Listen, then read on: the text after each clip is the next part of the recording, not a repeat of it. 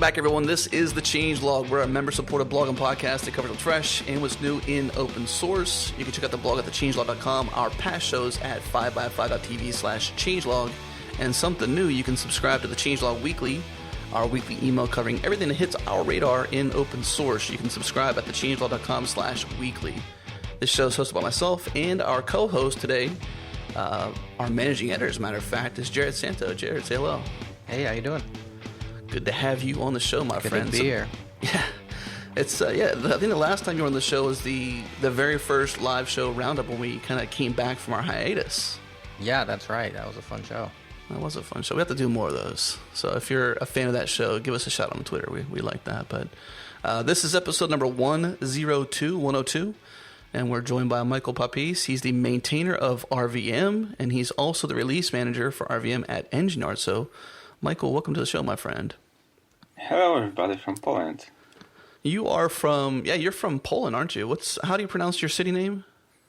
Oh, no, it's Gorzów, but it's really small city, so it's more close to Berlin if anybody looks on the map. Gotcha. Yeah, I did look on the map. I was like, where's he at? So it's, because, us Westerners, right, here in the U.S., we tend to be oblivious to this thing called a map, and and we sometimes forget our geography, and you have to look it up. I mean, even Poland, like I've got, my last name, right? My last name is Stacoviak, and so my grandfather and a lot of my, my lineage comes from that area, so you'd think I'd be a bit more familiar. And if you ask me if I speak Russian or Poland, I'd say no.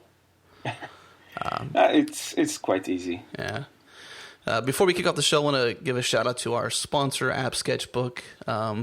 If you do any sort of app design, which I imagine a lot of our audience does, I don't know about you, but whenever I have an idea, I have to get it on paper before it comes to life, and that's exactly what App Sketchbook lets you do. They make sketchbooks for designers and developers, so you can get your interface ideas onto paper before actually designing your next idea. They're available in UX, responsive iPhone and iPad blueprints.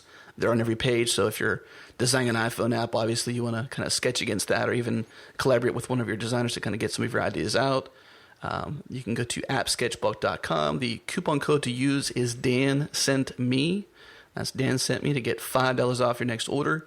This will be in the show notes, so head to 5by5.tv/changelog/102, which is this episode number, to learn more and click through to appsketchbook.com. But let's learn a bit more about Michal. So, Michal, you took over, I guess, the helm of RVM not long ago, about almost 2 years ago, I bet now. Yeah. So it's almost 2.5 years since I started contributing to RVM, and I guess my first bigger time with RVM was during summer when went for vacation with kids and needed some time off, and I proposed to do the maintenance and keeping users up to date with everything what's going on. So it's 2 years now. What was your experience, I guess, before that time period? Like, what got you into even hacking or even making some suggestions to Wayne on the creator of original maintainer of RVM? Yes. So I've started. I needed RVM for my work. I was installing servers, and it was really a pain. And I tried RVM, and it was quite easy, but I found some patches were missing for Ruby Enterprise Edition or Ruby 187. I don't remember exactly, but it was the old one. So I've added the patches, and that was my first contribution. And from that, I really fast started to contribute to RVM. And few months, it was like March, and during the summer, July, I already was contributing almost full time. Nice. How mature was it at that point? Was it at 1.0 back then already? Or I've started at 1.2, okay. And when the summer it was like 1.5, 1.6. 1.6, yes, it was 1.6 during the summer. So I become real-time contributor during the 1.6. You mentioned you were doing it for your work, and I think before the call actually kicked off, before we actually started recording, you kind of mentioned that you're starting to work with RVM and maintaining it. I'm not sure if that coincided exactly the same time you started at Engineer. Is that who you were working with, and why you needed to kind of hit the lower levels and kind of hit these breakpoints at patch levels, and as you mentioned, Ruby Enterprise Edition? So I was needing RVM for my work, and I really liked the code and what it does. So it was something what I always wanted to do some open source, contribute, make people happy. And during my work time and my free time, I've started to contribute a lot, and I basically spent almost all my free time contributing to RVM. And at one point, I got really tired of my day job, so I found a chance with Wayne to do some small. Wayne, the original author of RVM, I found some more time to do projects with Wayne, and I quit my job to take care of RVM and to do the smaller projects, which allowed me to work even more on RVM. Wow, so was when you said you quit your job, were you being compensated by RVM? Because I know that RVM's had a pledgee on their homepage for a while, and I think they've maybe raised $20,000-ish, which probably doesn't pay the bills, but were you unemployed, getting paid? What was the scenario there? Yes, so at this time it was a lot of contributions thanks to Ryan Bates, who started action. Let's show Wayne some appreciation for RVM because of the bad comments from RVM, and then thanks to the contributions, Wayne had quite good funding for short time, which allowed him to fund me to do the job for minimal money, but it was really something refreshing for me to just quit all the standard tasks and do the good job to community. So that's interesting. I didn't know. So besides Ryan, who else was Ryan the main benefactor of some of that injection, or was it others? No, so actually it wasn't just Ryan. He only started the action. He just asked on Twitter people to contribute, and I think it was like 2/3 of the 20,000 was contributed in really short time, like 2 months or 3 months. Jerod, I know you're a bit closer to the drama, I guess, between RBM and RVM, and I guess even Cherubi, if that comes into play in this conversation. You want to speak to some of that time frame? Sure. I mean, I wasn't too close to it. I read some of the blog posts, but I'm sure Michael was intimately involved in that situation, and mostly I was aware of it because as an RVM user, and by the way, thank you for all the work you've done, long-time RVM user, and saved me a lot of time in my work. But I felt the pain of RVM basically overriding the CD function in your shell personally, because I also override the CD function in my shell. But my solution was to simply just modify my own monkey patch to just work with RVM's monkey patches and just keep on working. But I think that type of thing was what originally spawned RBN, the writing of RBN and then these other tools. And I'm not sure of all the drama that happened, but there was many blog posts. I'm sure there were many tweets, and maybe Michael can speak to it a little bit more, but I think it got personal at a certain point, unfortunately. And glad to hear that out of all that came actually this funding and these people supporting the project, which had allowed you to move in and do the work you've been able to do. It was it was touching us personally, me and Wayne, and for a short time we felt really, really bad, but it passes with time, and you can see good points. It ended up really good for users. So we got new functions, new options to run RVM, and we have like new files to. So you don't need to use RVMRC. You can use Ruby version, which is now a common file for four major tools that do the switching now. Yeah, I think it's become commonplace to see a Ruby version file more so than you see an RVM-RC file, or even I don't know. I never use RVM, but did they have a special file that they kind of watch for to switch the Ruby? So they finally switched in some time to Ruby version, but for a long time they use RVM version. Gotcha. And in fact, now, I mean, you can put the Ruby version right in your gem file now, correct, with newer versions of Bundler, and RVM will recognize that as well to switch to that Ruby. Yes.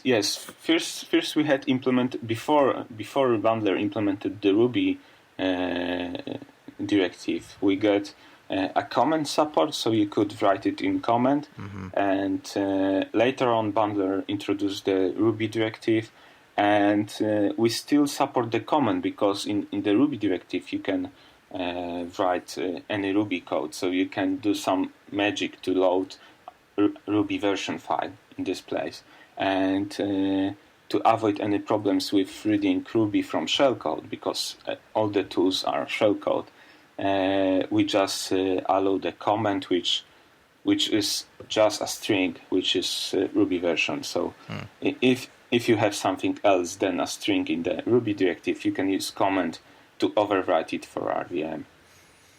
So now you guys are pretty much supporting 4 different ways, just over time, huh? So that you can get that done. Do you still support the RVM-RC? I'm sure you do, at least in version 1. Yes, so in version 1 it's still the number one format that is read. So if you have Ruby version and RVM-RC, then RVM-RC will be read, and there is no problem with some magic versions interpreted by other tools which would be not recognized in RVM, because you can add extra logic in RVM-RC. So what's the preferred way going forward? Is it to use the gem file or to use the Ruby version file? So if you just want to use Ruby and nothing else, then Ruby version is great. But during the initial discussion for Ruby version, which was introduced by Fletcher Nicol, I propose another format which allows you list of settings, something key equals value, where you can set Ruby equals 193, and you can set Java equals 1.7. I don't know Java version so good. So you can specify more than just Ruby version. You can describe your project, because you never depend on just Ruby. You always use something else and more. You use database, so you might want to specify which database to use, which Python version, which JavaScript version, and for that I would see like the future of switching environment, just one file, versions.conf, in which you can set everything, not just Ruby version, because Ruby version was really convenient just for Ruby when we had tools to switch Ruby version. But for the future, what we will end up, it's one file configuring everything in your project. I like that. So it's kind of like a middle ground between executing arbitrary shell commands and simply specifying a Ruby version. It allows you to specify versions for all the different dependencies you have. Yes. That's the plan, and that file is already supported, but because in RVM1 we switch only Ruby versions, it only allows you to switch Ruby versions. You can write anything inside, but you would need other tools to read it. And in RVM2 we plan to introduce support for switching almost everything. So we want to introduce support from other tools like virtualenv, I think it's virtualenv for Python, NVM for Node.js. So everything else that's already working on the market, we want in the end it merge in one tool that will be able to switch. So you don't need 10 tools to switch your environment. Just one tool and it's ready. Yeah, it seems like from app to app or project to project, it's going to really get diverse. So probably managing this gets tougher over time, and that's where pull requests and issues on GitHub really come into play to help you keep a heartbeat on what's new out there or what's different for someone else, and be able to report that back and whatnot. Can you talk a bit about what it's like to take over a project like this? I know that you'd mentioned it's been almost 2.5 years now since you started, and we kind of talked a little bit about the intros of this, where it kind of spawned from some of the drama, but also turned into some financial injection through donations to RVM, and Wayne being able to bring you on board full time, and you being in a place in your life to be able to take it on. But what's it like taking over a project like RVM? So from the standpoint that it's really important to the developers that use it, like it becomes the center point at which they pivot, what is it like taking over a project like that? So you don't really get to think about it. When you start to do something and you get passionate about it, you just do the work, and because it's used by almost everybody, you get so many tickets all the time that you don't have time to think. So you just do the tickets, and right now sometimes I get moments, because everything is fixed. I get the moments like 3 days of silence, so I don't have any tickets. But then I get 10 tickets again, and working on it. So I planned RVM2 for over a year now. But every time I'm thinking it's ready, I can start working on it. Everything is finished for RVM1, and then I get 10 new tickets and spend 3 next days working on the tickets and helping people to solve their problems and fixing the small things. And every time it's something smaller and smaller, but people find these things. With the quality, when it increases overall, then in the end, people start complaining about smaller things to make it fine-tuned for everything they need. I see on your RVM 2.0 plan, you got a couple other contributors mentioned. Are they involved at all in helping kind of manage the influx of tickets, or kind of doing some pre-validations? I know, like at Pure Charity, I'm the product manager at Pure Charity, and we, one of the things that we always try to protect our developers against is, their focus on future product and improvements. And it seems like, being able to validate those early and then maybe even earmark them as critical would help you save some time on the front end. Are they involved in that, or is there any way the community can kind of step up to help you do something like that? So I get few contributors from time to time that help, and that really help. But because RVM is quite big, it's over 20,000 lines of shellcode, and the biggest problem is a shellcode. It's really hard, and there is no good standards for coding in shell. So I had to develop good standards over the years I worked on RVM, and even I get contributions. I spend still quite a lot of time doing reviews, so nothing breaks for the users, because if you don't check it, even if there are tests, because we got tests like last year, and even there are tests, the tests don't catch everything, because there is over 20 platforms supported right now, so you can use RVM almost on every Unix-like system, but to get every contribution, every code to work, I have to still look on it to just from the experience point, and to catch the small things that are that need to be, that can't be tested right now. So you mentioned that it has 20,000 lines of shellcode. Is that what you said? Yes.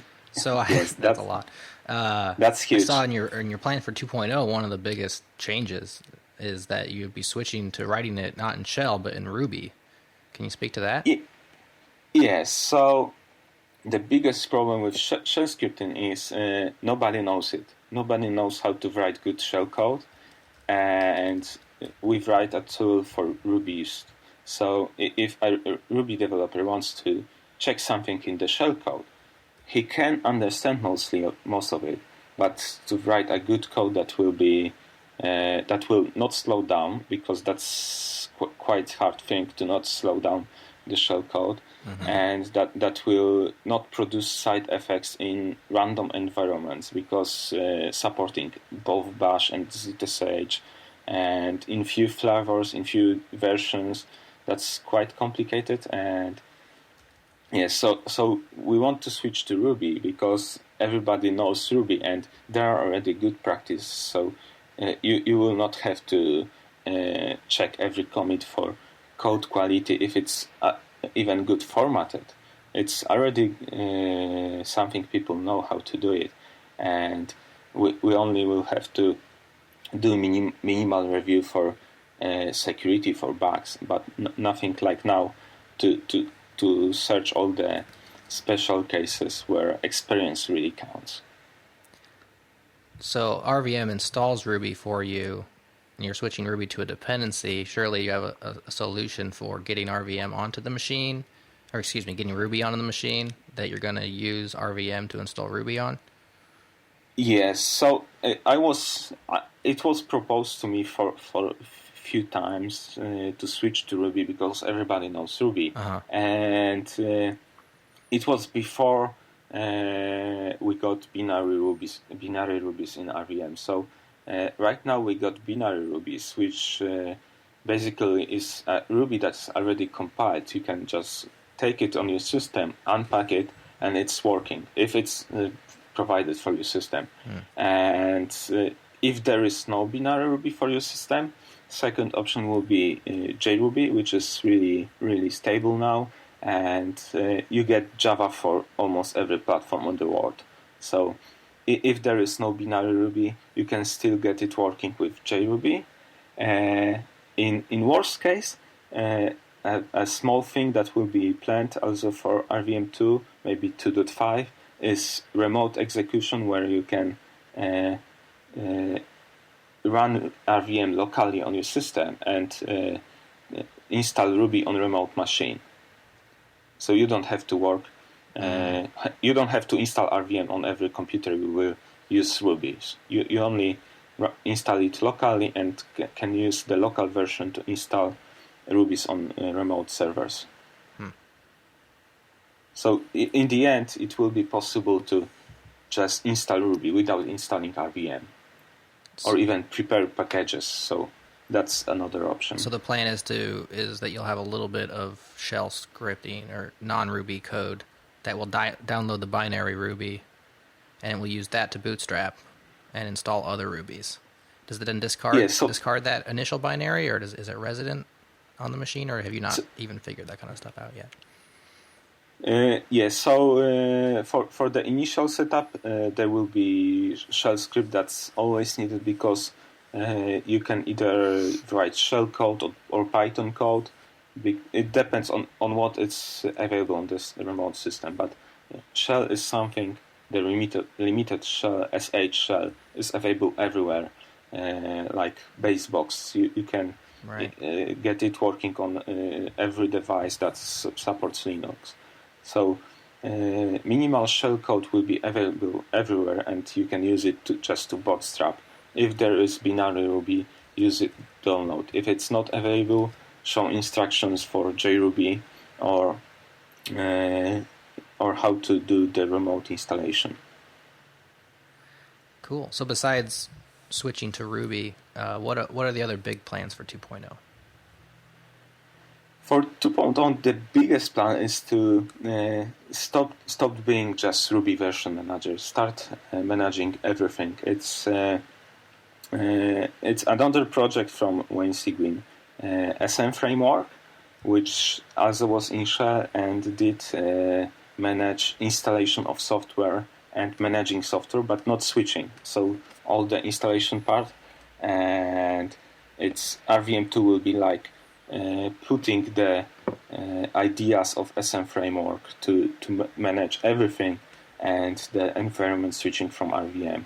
But in the end, I'm still thinking about the switching part, because I also helped with CHRuby, and something small like CHRuby would be also possible, and maybe even we could integrate with CHRuby, where RVM will be more for installation and for managing the internals of Ruby, like gem sets and so on.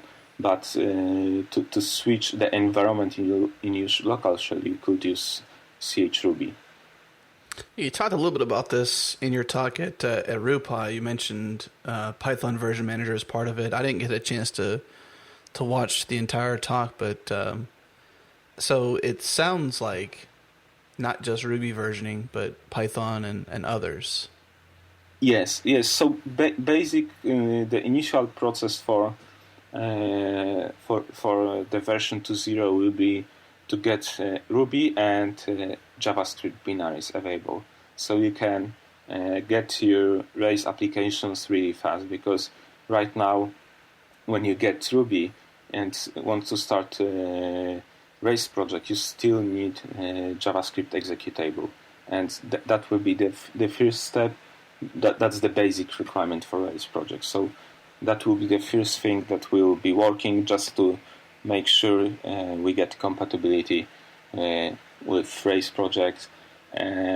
Second step will be integration with Ruby gems, because right now when you install gems, you don't know which dependencies of the gems are needed. It's nothing automated, and in Ruby gems, I think it was in 2.0, there is metadata which you can use to describe your dependencies of your gem, and then with simple Ruby gems plugin you can connect RVM and Ruby gems, where when you install a gem that has a dependency like Nokogiri has libxml, you can say require libxml, libxslt, and RVM will know how to install them for your system. So it will be automatic, and the experience should be a lot better for final users.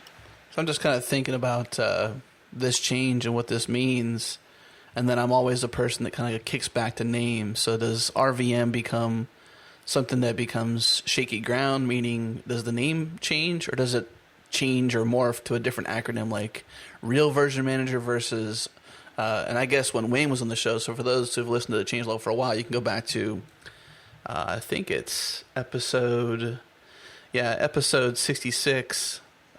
We had Wayne on, and he talked about it, and it wasn't actually called Ruby Version Manager, it's Environment Manager, right? Ruby Environment Manager.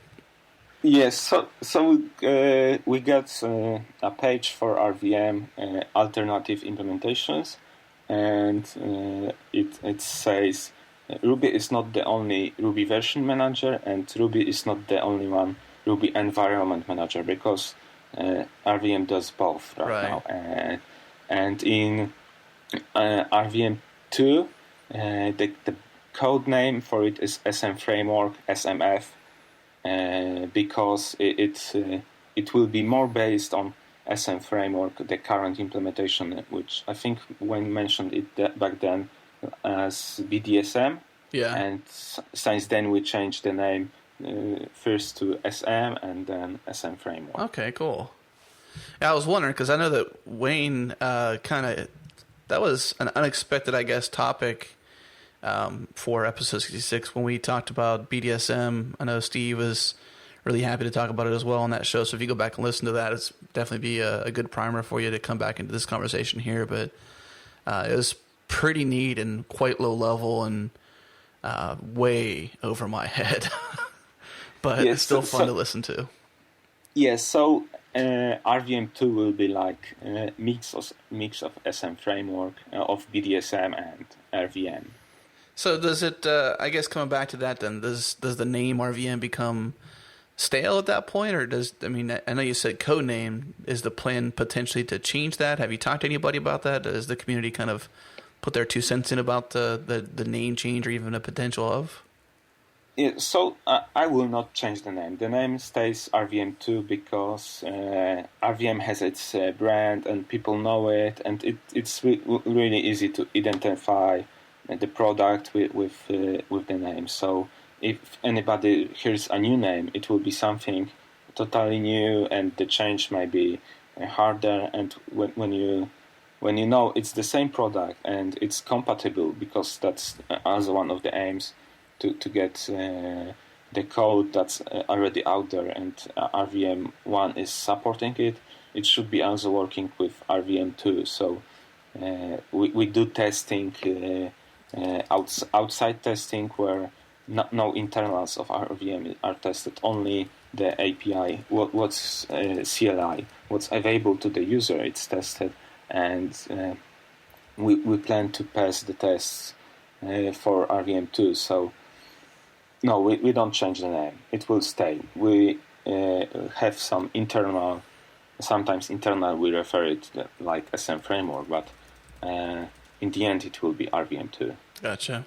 I was, during the conversation between you and Jerod a bit there, I was also taking note that right now you're in the clear too in terms of issues. I was quite surprised to see that you have 0 open issues right now on GitHub. I'm not sure if you track issues anywhere else, but that's a pretty cool feat to be at 0 issues. You might be watching on the wrong repository. I'm still using WayneSeagreen/RVM repository. Yeah. And there are 12 open issues, at least there were 12 before we started. And I used a flag feedback needed, which means I did everything I could, need more information from the user. And 10 issues are feedback needed, so there are 2 issues I know I have to work on, and the rest 10 issues possibly could be something RVM has to do, but in most cases that happens to be that it's only just clarifying how things work and asking for more information, and in the end it's often a really small change. That's weird. Every time I go to issues, it for some reason kicks me to milestone 17, which has no issues. So weird, because I'm sitting there in issues, I'm like, there's no issues, but I go back to the nav and I see issues in the sidebars. That's an aside. You need to click clean the milestone filter. That's either a GitHub bug or a feature. Yeah, I'm not sure which it is. I was like, yay, no issues. I was like, that's cool, but let's mention that. Yeah, I got 2 weeks ago, I got 2 open issues only, and they were different than the 2 that I have right now. And yeah, I was really happy, and it was before conference EuroCamp and JRubyConf EU.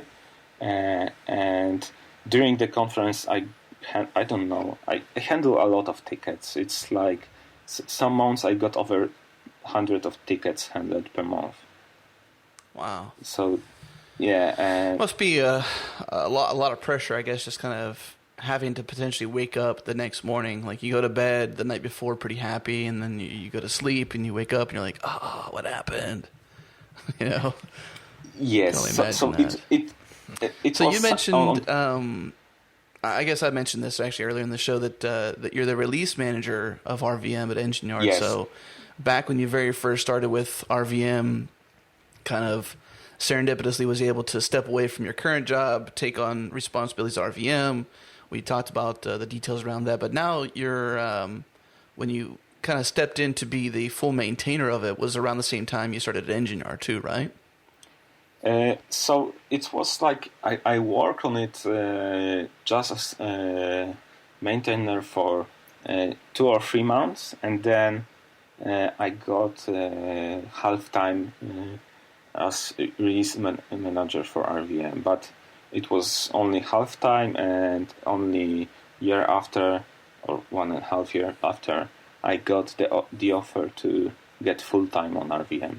And so what is it, I guess, what does Engineard's play here? I mean, obviously we understand what Engineard is and the importance that they've played in the Ruby community over the years.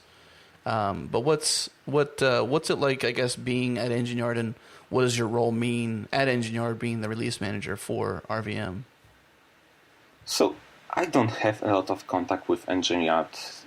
I get to the team meetings with Wayne and his team, but I don't do much work for Engineard. I do all the time RVM, and only sometimes I get support questions for RVM products, and I work maybe 2 months part-time on the small project to integrate RVM with one of the clients. But in the end, I do most of the things like I did before. So I take care mostly of making sure that release is working properly. So I check all the tickets and make sure the version released will be stable. That's the thing that I was contacted by Engineard. Hey, we got some bugs. Wayne was not having much time at this point, and I was the only other active maintainer at the time. So I was contacted by Engineard because users got bugs, and because of the bugs with RVM, they were locked and they couldn't continue work, so they couldn't deploy applications to Engineard. So if they couldn't deploy, they couldn't pay. Gotcha. So Engineard needed somebody to provide working RVM so the clients can continue deploying applications and do the real work instead of fighting bugs. Yeah, that's pretty neat the way that that works out, though, that they have such need for RVM that they're capable and willing to support open source in a way where, not only do me and Jerod and the rest of the listeners listening to this show get to enjoy the benefits of your work on RVM and the other contributors to that effort, but at the same time, you're full-time employed by Engineard to manage essentially the development of RVM. How much, can you talk a bit about how much, I guess, feedback you get from the deploy teams or the support teams at Engineard, and how that feeds back into making RVM better by, identifying different issues that might come up that otherwise may never be really found unless you're kind of in an enterprise scenario and you have to really support a large-scale application with Ruby is managed by RVM. So it's the fun part is that Engineard itself doesn't use RVM internally. And and some time ago, like I don't know, half year ago, maybe a bit longer, I was helping with one of the managed clients to get RVM working because they wanted the switching part automatic, not to do everything manually. They wanted just to say we are switching Ruby, RVM switch Ruby and ready, not to ask the staff, hey, switch a Ruby for us, make the application working, move everything. And they wanted to make that thing automated with RVM, and it's there, and I'm helping with that application, but that so far it's just one application. Ah. So not a lot of feedback then from the support team. Yeah, not a lot, but it's the application is quite big. They are one of the biggest customers, and I don't get any questions because everything is working. It works. Well, you were going to say something, Yeah. Jerod? I was going to say that the Engineard employs you full-time to work on RVM, and they largely just leave you alone. Is that what you're saying? Because that'd be awesome. Yeah, mostly. But it's you would say it's really great situation to be in because you get paid and you don't have to answer before anybody, and it's not true because I answer before the whole community, and when I do something wrong, I get like in one hour I get tickets, Stack Overflow questions. Very often in 5 minutes somebody logs into IRTS and complains, hey, this is broken. Yeah, I'm not saying there's no pressure on you. I'm saying that it's awesome that you get to work on that which you are already doing in your free time, like your passion, the thing you're passionate about. Now you get to work on that, and make a living. It's kind of the open source dream. It's really great, but on the other hand, it's like it takes all your free time. It's really hard to find some time for something else. I needed really to learn from beginning how to take my free time to just have some sports, to spend some time with kids. It's not nothing like you get in real job, like 8 hours and you go, because something always happens, and it's not like you do it in 8 hours and you quit. You get questions, you get support issues all the time, all the day, because everybody around the globe uses RVM. So you need to do the support almost 24/7. Yeah, it seems like fair. It seems like a nice lifestyle job too, Jerod, doesn't it? I mean, like to be employed full time and hack on open source code and kind of improve the lives of. At the same time, though, be the main burden bearer if that's the case. To have to deal with the fact that, but like you've said, Michael, time and time again, that it works, right? Yes. So I think 2 years, maybe not. 2 years ago, when I started contributing, it was like there was a lot of job of supporting people, and at every issue, I got some small ideas how to improve things, how to make the less support. So I added warnings, automation, and things like auto libs, which was added half year ago.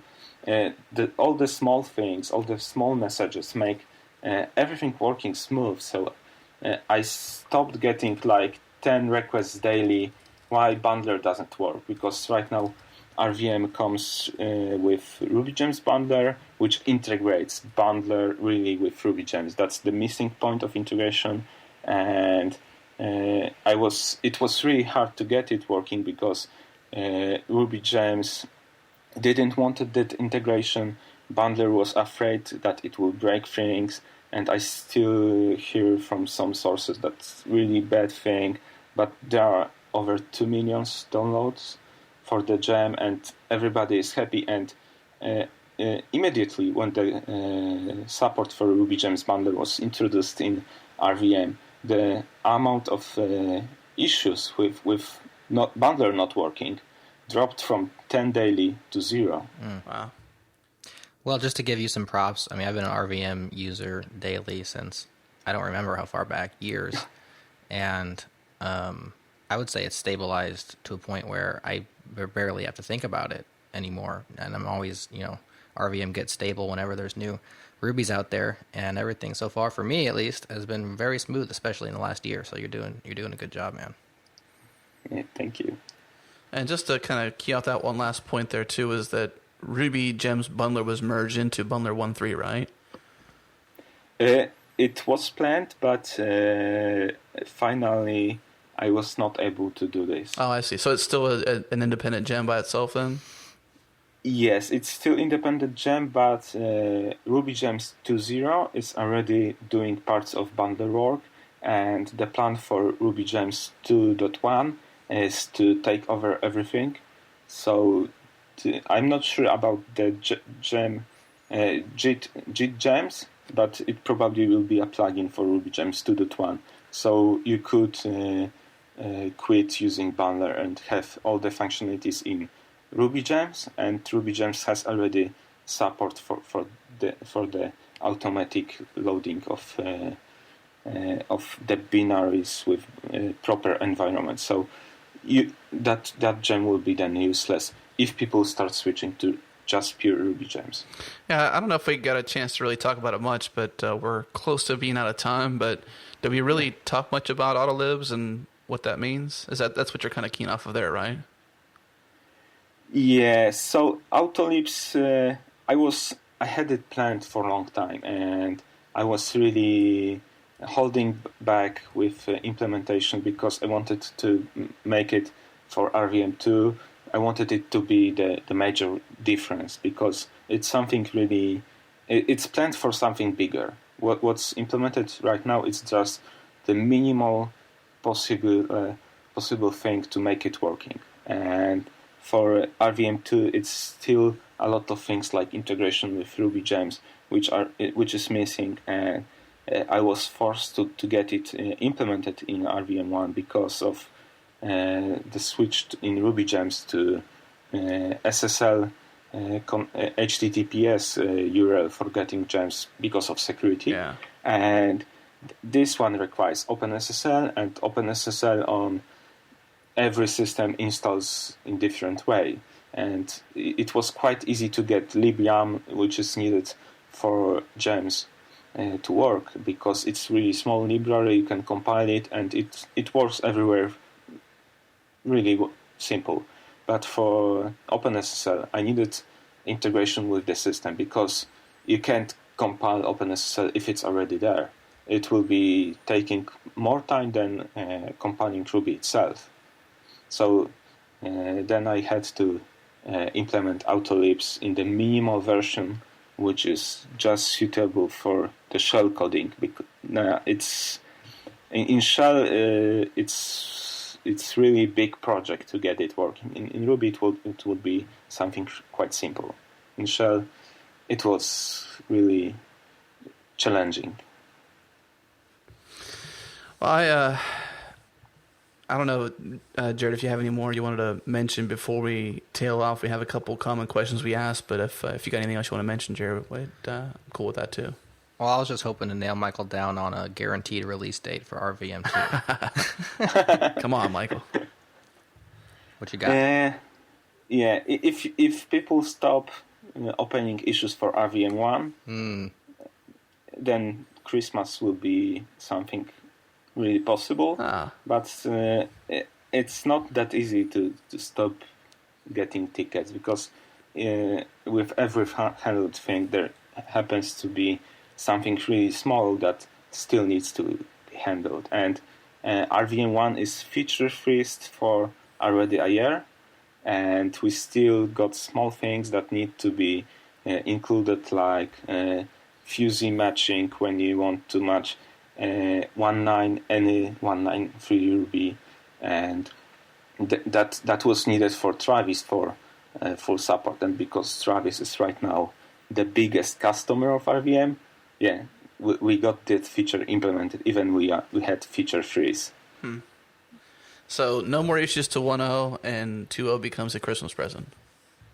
Yes, but I'm not sure about the no more. No, yeah. Issues. Cross your fingers. Probably won't happen, but all right. Well, maybe it might be a chance for someone to maybe step up and help you out, though. So I guess that kind of tails into one of our common questions, which is, for you, Michael, what is a call to arms, so to speak, for the community, the Ruby community, and I guess these other communities that might be stepping up that will eventually begin to use RVM as well, Python and others. What's a call to arms for RVM? How can the community step up and help you out to make our Christmases bright and beautiful with RVM 2.0? Yes, so the plan is to get the issues handled and to stop handling new features, and if users could help with limiting the amount of issues, if it's nothing really big, just help with documentation and help with handling issues, then that should allow better start for RVM2. What's the best place to go for somebody interested in getting involved? Where should they start? So we got quite good readmes for tests, for documentation, and for RVM quite good. It's lacking.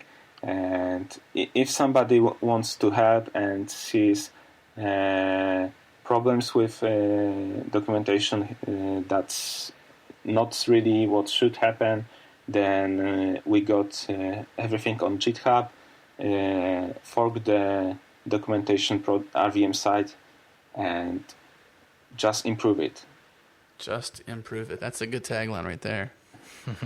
So, Michael, one thing we like to ask our guests, and feel free to mention whomever means most to you, but who might be a programming hero for you? It's hard to say. I really love the work of Wayne. Yeah, Wayne Sigwin. He did a great job with RVM, with SM Framework, and I'm really missing him in open source. Yes, I guess we mentioned too that Wayne has been on the changelog before episode. We used to call it 0.6.6, but since we moved to 5x5, we started calling them by their real names. So back in the 60s, as we'd like to say, episode 66. You can kind of go back to kind of pick up. Michael, you mentioned SM Framework. Wayne touches on BDSM back in that day, so it might be a good primer for you to go back and listen. And even another friend of the show is Sam Stevenson's. We mentioned RVM on here as well. Episode 64 is that show. He touches a little bit on how PAL supported RVM back in those days, and I think that episode was 2011, so it's kind of dated, but still neat for a primer on some of these topics if you want to go back in time a bit. But you are Michal Papis on Twitter and GitHub. That's M Papis, Papis on Twitter. So I guess if people want to follow you or kind of reach out to you to say hello or even just a thank you, that's where they should go, right? But is there anywhere else that people can kind of find you and kind of keep up with what you're up to? Yes, so I'm all the time available on ears, and all the time I mean it. It's 16 hours a day and 7 days a week. I'm available at ears channel #RVM. You can find me there, you can talk to me, and I help everybody as long as it's Ruby and RVM related. Gotcha. And we definitely want to thank our sponsor for the show, for supporting the show, App Sketchbook. You can use the code DANSENTME. Go to appsketchbook.com, save $5. Neat. I actually use those myself. Those are really neat. Whenever I sketch iPhone or iPad stuff, I'm always using that. Actually, I even used it whenever I was working on the responsive version of the Changelog Weekly's change design. So it's kind of neat to map that out. But Michael, I want to thank you for joining us on this show today. Jerod, for you being the co-host, and Andrew, who is missed today because he's not feeling so well. He had some sinus snafu, but he did tee up this conversation with Michael and the update on RVM. So thanks to you, Michael, Andrew, and for you, the listeners, for listening. So let's take this moment and say goodbye. See ya. Goodbye, everybody. And thanks for having me.